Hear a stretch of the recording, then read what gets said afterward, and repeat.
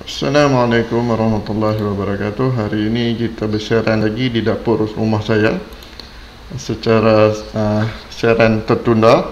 Walau bagaimanapun kita akan sambung dalam pelajaran pendidikan kesihatan tahun 6. Okay, sebelum ini minggu lepas kita dah membincangkan, kita dah buat tugasan sikit berkenaan dengan tajuk pilihanku tepat ni.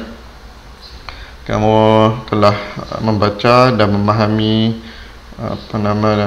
puisi yang ditulis oleh Haikal ni pada muka surat 9 dalam buku teks pendidikan kesihatan kamu berkenaan dengan situasi yang mendorong tingkah laku seksual serta cara menanganinya. Okey. Hari ini kita akan sambung dengan perbincangan jawapan yang kamu telah laksanakan, dan kemudian kita akan masuk sedikit sambungan tajuk ni berkenaan dengan kesan atau risiko tingkah laku seksual pada muka surat 10 dan 11. Baik. Pada minggu lepas saya dah bagi tugasan dalam Google Form seperti mana yang kamu lihat di skrin. Ada sikit je soalan. Ada 4 soalan saja yang kamu perlu jawab berdasarkan buku teks muka surat 9 tadi. Hari ini saya nak tunjuk kat kamu, kita nak bincang dan kita boleh tengok siapa yang buat tugasan dan siapa yang belum. Macam mana saya tahu kamu buat dan macam mana saya boleh rekodkan pemarkahan kamu. Macam ni lah dalam rekod yang kamu jawab, sebab kamu akan, nama yang kamu tulis akan masuk terus kat saya ni. Ni dah 18 orang murid ni telah berjaya melaksanakan tugasan. Yang lain-lain saya harap bangunlah dari tidur. Kamu cuti panjang sampai bila kamu nak tidur. Okey, tahniah pada semua 18 murid ni. Walaupun lambat tak ada masalah, asalkan dalam seminggu tempoh yang diberi ni, asalkan kamu belajar, tak duduk saja di rumah. Saya percaya yang tak buat, kamu ada internet sebab kamu boleh main game secara online. Tapi kalau tak buat, kamu yang pilih ke arah jalan kerugian.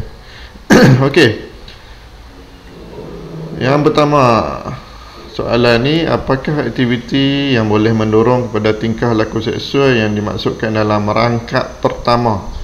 Rangkap pertama, aktiviti yang mendorong tingkah laku seksual dalam rangkap pertama.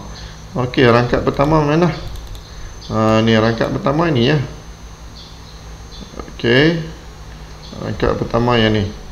Jika bersendiri, ku pilih tidak melayari perkara yang mencemarkan jiwa dan hati. Walau mata berpeluang melihat dosa, tapi elakkan diri demi maruah keluarga. So, apa aktiviti ni? Aktiviti yang boleh mengakibatkan atau mendorong tingkah laku seksual ni, dia adalah aktiviti apa? Melayari internet. Melayari internet ni aktiviti yang jawapan yang betul lah. So, ni antara jawapan yang telah dijawab oleh 18 orang murid tadi. So, internet saja jawapan ni umum sangat. Ni betul. Jalan berkeseorangan ni tak betul, salah. Menengok benda yang tak sepatutnya ni boleh diterima. Melihat masa acara online betul. Melayari perkara ni okey, boleh terima. Bermain internet betul. Okey. Melihat kita di atas bawah ni saya tak faham. Melayari internet betul. Elakkan diri ni adalah teks sahaja, tapi bukan aktiviti. Ini cara mengelakkan mata berpeluang untuk lihat dosa. Ini kamu salin balik. Ini maksudnya kamu tak faham lah. Melayari internet betul. Elakkan diri ini tak betul. Elakkan diri daripada apa tak tahu. Gangguan apa tak faham. Melihat perkara yang mendatangkan dosa. Apa dia? Melihat perkara mendatangkan dosa ni banyak benda. Terlalu umum. Aktiviti pengguna internet betul. Okey. So, jawapan dia secara umumnya, kalau kamu jawab melayari internet, melihat internet atau menggunakan internet, itu betul lah, itu aktiviti yang mendorong kepada tingkah laku seksual. Okey, markah nanti saya akan reply balik pada email yang kamu guna. InsyaAllah kamu boleh dapat ini markah kamu. Yang seterusnya, rangkap kedua pula. Berdasarkan rangkap kedua, puisi yang diberi nyatakan satu cara nak elak diri kita dari terdorong melakukan tingkah laku seksual. Apa rangkap kedua kata? Okay, rangkap kedua kata, jangan sesekali lari dari rumah, pilih keluarga yang menyayangi kita, arahkan yang baik, mencipta kebaikan bersama, pilihlah yang tidak membinasakan kita. Okey, jangan lari dari rumah, pilih keluarga. Maknanya daripada nak lari rumah ni mesti pilih kawan ataupun boyfriend ke girlfriend ke. Daripada ikut mereka, baik pilih keluarga, arahkan yang baik. Ni mencipta kebaikan bersama. Inilah cara nak elak dia. Cara dia apa dah? Pilihlah rakan yang baik.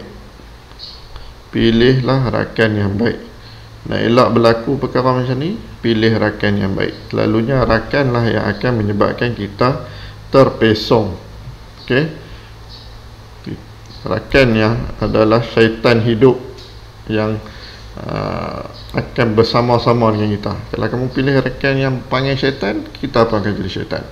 Kalau kita pilih rakan yang panggil malaikat, insyaAllah kita pun berperangai macam malaikat. Okey, ni banyak jawab, banyak mengisi masa lapang sama keluarga apa ni. Okey, jangan duduk dalam rumah serangan, jangan sekali dari rumah. Okey, membinasakan ni seorang ya. Pilih keluarga. Cara pandai pilih rakan. Pandai pilih rakan seorang yang jawab dengan betul. Seorang yang jawab betul. 3 orang jawab, jangan lari dari rumah. Maknanya kamu masih ada masalah memahami kehendak soalan. Maknanya ini kamu dalam bahaya. Ini menunjukkan kamu dalam bahaya. Kamu tahun 6, bukan tahun 1. Tahun 1 boleh terima lagi. Ini soalan ni kamu dah nak masuk sekolah menengah. Mana umur kamu, tempoh masa tak berhenti. Walaupun sekolah dihentikan, PDPR dilakukan, tempoh masa umur kita tak berhenti. Okey, so jangan leka dengan permainan apa yang kamu guna di rumah lah. Okey, jawapan dia, elak kita terdorong dari melakukan tingkah laku seksual ni pada rangkap kedua adalah pilih rakan yang baiklah. Pandai memilih rakan ni. Seorang ni yang jawab betul. Sebab dia nanti dia tahulah bila saya hantar reply balik, balas balik email dia, email yang dia guna. Okey, pada pendapat anda, okey, cara yang diterapkan oleh agama Islam untuk kawal tingkah laku seksual dia, saya bagi pilihan 4 ni. Mandi wajib apa dia?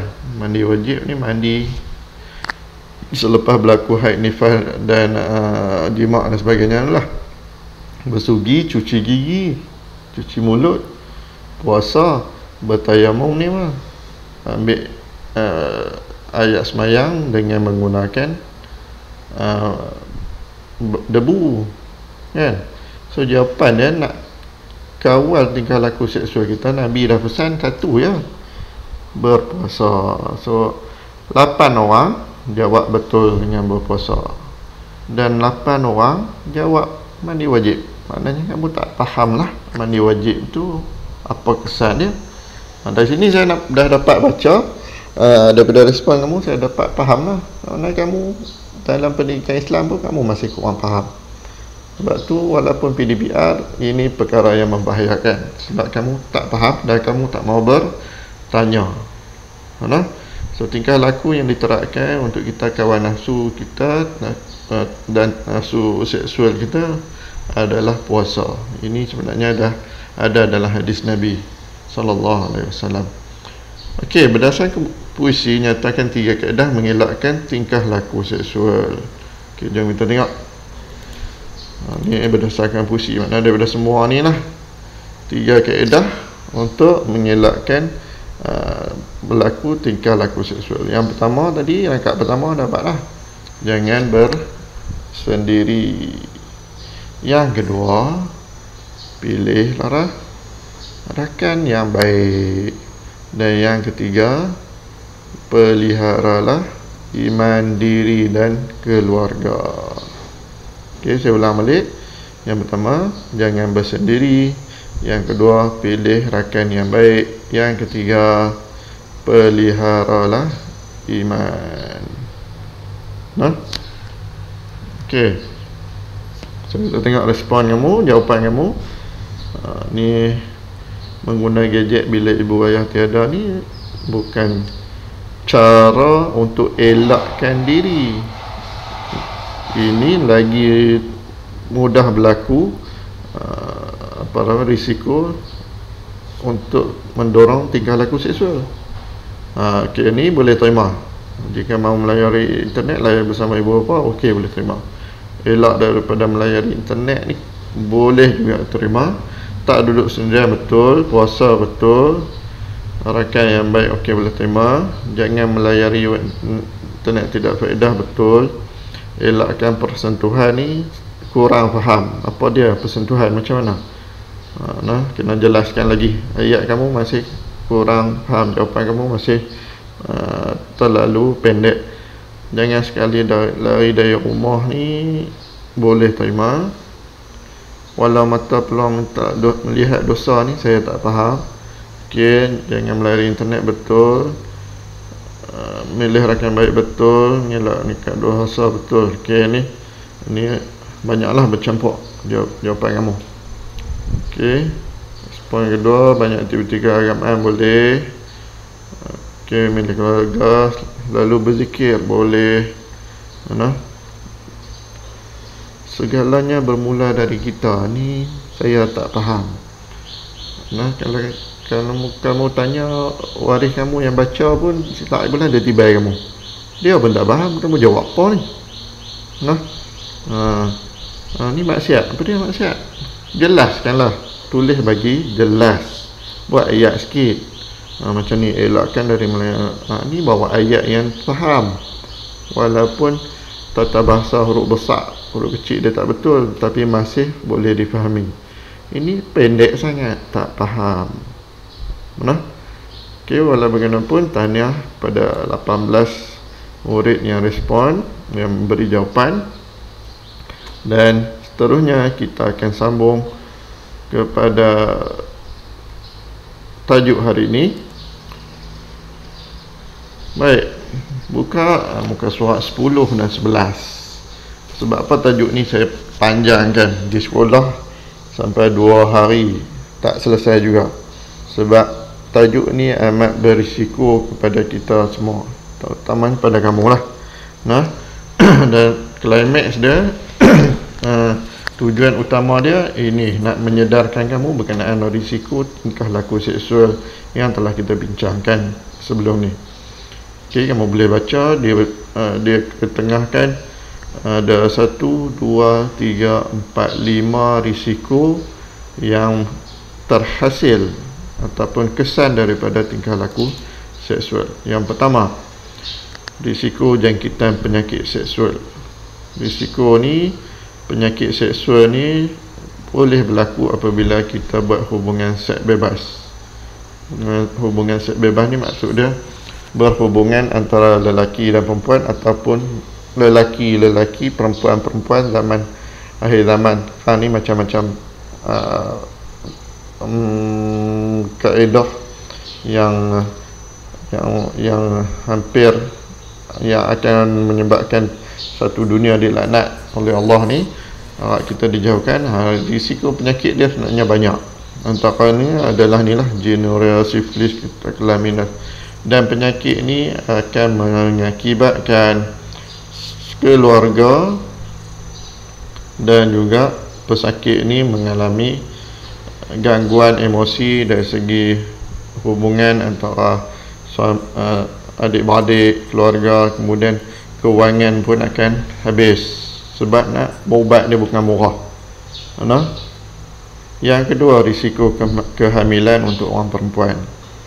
Kalau hamil tanpa nikah, apa boleh menyebabkan malu satu keluarga, aib pada satu keluarga, dan automatik kamu akan berhenti daripada sekolah sebab malu. Dan kalau keluarga marah-marah silap bulan, ada yang bunuh diri dan sebagainya. Ini risiko-risiko yang lebih teruk lah. Yang bunuh diri adalah dosa besar, dan apa balasan dia dah ada dah, Nabi dah habaq dah. Okey. Pengguguran, bila pengguguran ni akan menyebabkan bayi yang tak bersalah tu mati, buang bayi dan sebagainya. Yang seterusnya, risiko ketagihan. Ni sebenarnya ini yang lebih banyak berlaku pada orang-orang di Malaysia ataupun di dunia pada masa sekarang. Risiko ketagihan sebab internet berada di hujung jari. Yang ni risiko ketagihan ni sebenarnya 90% rakyat di Malaysia ni, remaja di Malaysia ni berisiko ketagihan untuk melihat bahan-bahan ucah. Ini adalah data yang dibuat kajian. Okey, kesan dia kamu boleh baca ni akan boleh mendorong pada jenayah dan tingkah laku seksual. Jenayah macam mana? Rogol, liwat dan sebagainya. Dan menyebabkan kita tak aktif, kita suka menyendiri dan kita suka menjauhkan diri daripada orang. Kemudian penyakit yang tak ada ubat ni. Okey. Untuk COVID Corona 19, kalau kita tengok statistik harian untuk orang-orang dewasa, orang tua, ada yang meninggal dunia, ada yang sembuh. Tapi untuk kanak-kanak kebanyakannya sembuh. 99.99% sembuh untuk kanak-kanak umur kamu.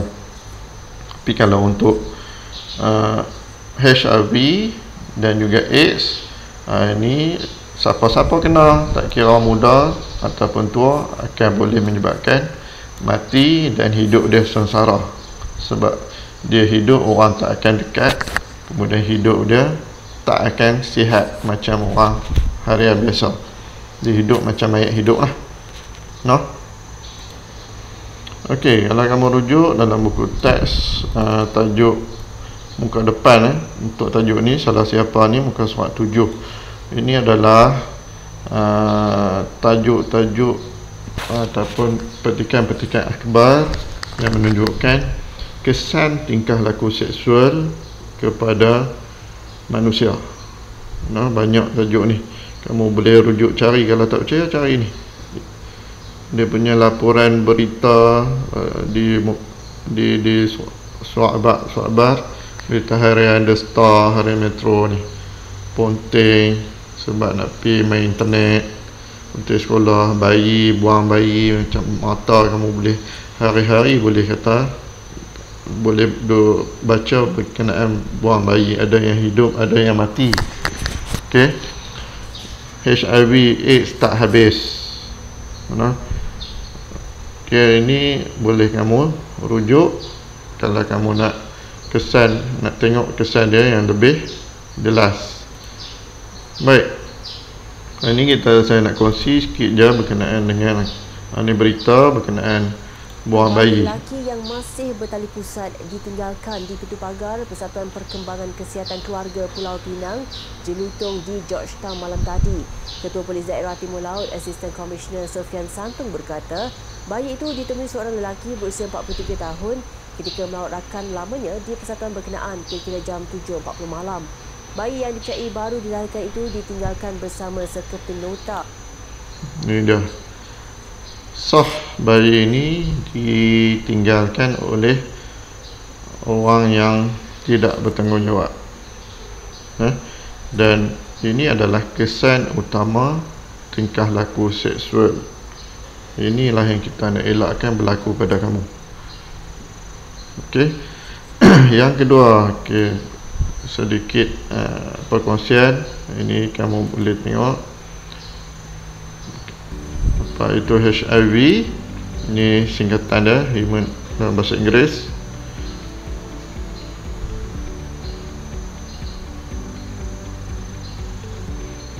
Okey, HIV ini virus. HIV ini sejenis virus yang mana dia hidup dalam badan manusia dan dia hidup lama. Dia bukan 2 minggu, dia mungkin sampai berpuluh-puluh tahun. Sampai satu masa dia dah makan habis kita punya sistem dalam badan, kita akan sakit tiba-tiba dan sakit terus meninggal dunia. AIDS pula, ini singkatan dia untuk yang nama penuh dia bahasa Inggeris lah, AIDS ni. AIDS ialah peringkat akhir jangkitan HIV. HIV ni virus macam corona lah. Okey, macam corona, COVID ni. Okey, corona virus tu nama corona, hidup masuk dalam badan. Kemudian peringkat akhir dia nama COVID-19. Bila dah sah COVID-19 tu, kesan dia susah bernafas dan sebagainya, boleh mati. AIDS dengan HIV ni macam tu lah, tapi virus HIV dia boleh hidup lama. Dia makan sikit, sistem ketahanan badan. Kita punya antivirus, kita punya penjaga badan kita, virus HIV akan makan sikit sampai satu tahap dia dah habis makan, penyakit tu dikenali sebagai AIDS lah. Okay, tetap daripada virus yang sama, HIV juga, tapi bila sampai fasa akhir dia nama AIDS, iaitu sistem ketahanan badan yang telah lumpuh ataupun dah tak boleh main penyakit apa pun, payah nak lega, memang akan boleh mengakibatkan mati pun. Okey,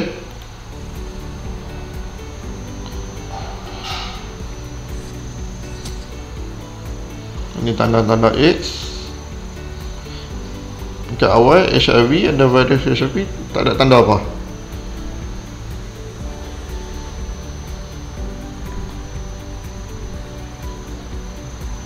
Ni tanda-tanda AIDS.